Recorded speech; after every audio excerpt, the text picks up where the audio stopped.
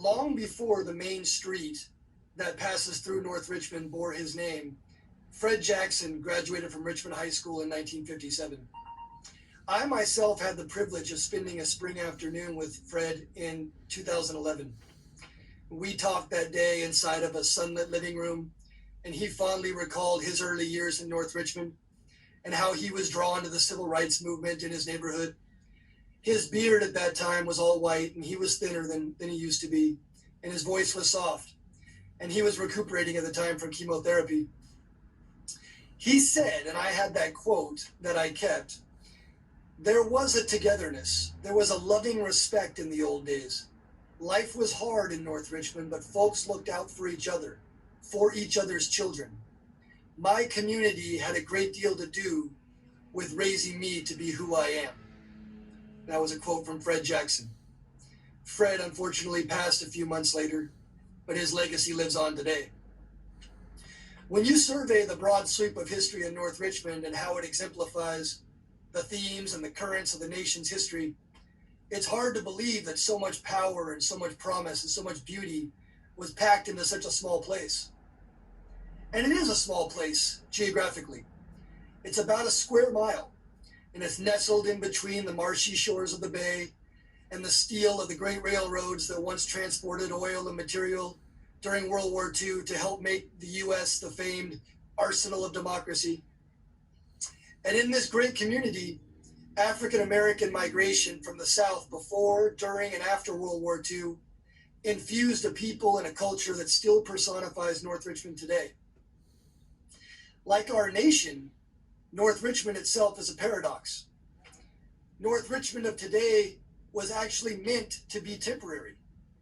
The great historian Dr. Shirley Moore wrote that, and I'm quoting, "City officials were planning to destroy the housing out there in the name of urban development, to tear it down after the war and push the black people out. But North Richmond was to become permanent indeed." And now, end of that quote. So much so that today, some of the Bay Area's oldest African American institutions remain sturdy and strong. North Richmond was beset from the beginning by the environmental challenges and the toxins in the area, including the flooding that turned the streets into muddy rivers, refineries and chemical plants that spewed toxins, nurseries that poured pesticides into the ground.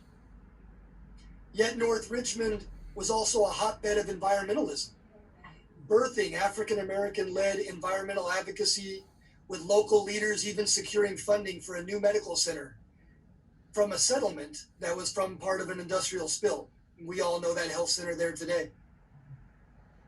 North Richmond was also a place born of racism and segregation.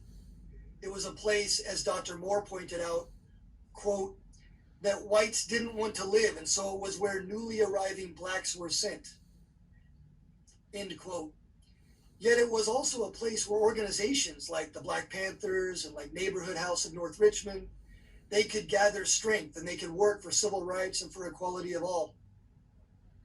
In the spring of 1966, when riots were sparked by ethnic tensions at Richmond High and they roiled the city, it was actually in North Richmond that parents and students met at Neighborhood House of North Richmond to prepare a list of grievances to be presented to school officials, helping at the time to quell the unrest.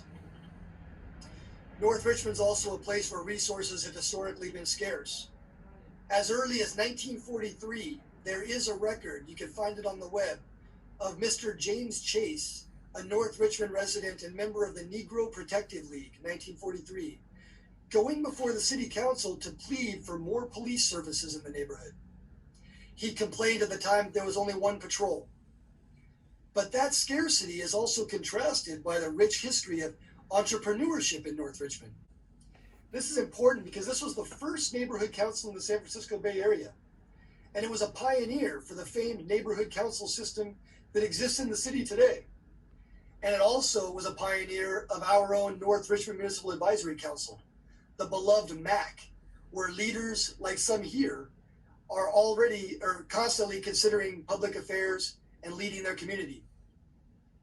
North Richmond's also been a place where illegal dumping and diesel emissions have long blotted the air and landscape, but now it's part of a leading edge of emission-free transport.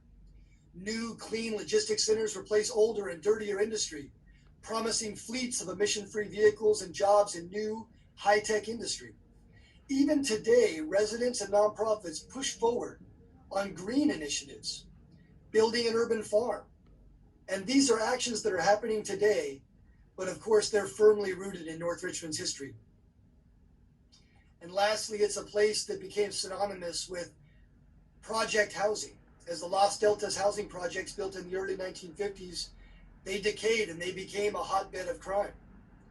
But it's out of those same projects that so many of the community's brightest talents emerged. And now, with the projects gone, it's a place where neighborhood groups are working together currently on a vision for new housing and common spaces and celebrating the history while learning from the design and funding mistakes of the past. In so many ways, the history, the African American history in North Richmond, migrating, striving for opportunity, building community, erecting institutions, fusing cultures, fighting for something better for their children. This history of North Richmond is the embodiment of the 20th century of the history of the United States. So we learn this and we share this and we retain and we love this history, and it's all to our benefit. And if we forget it, it's to our peril. Thanks. I really appreciate being able to share a few of my thoughts. And thanks again to everybody for joining us.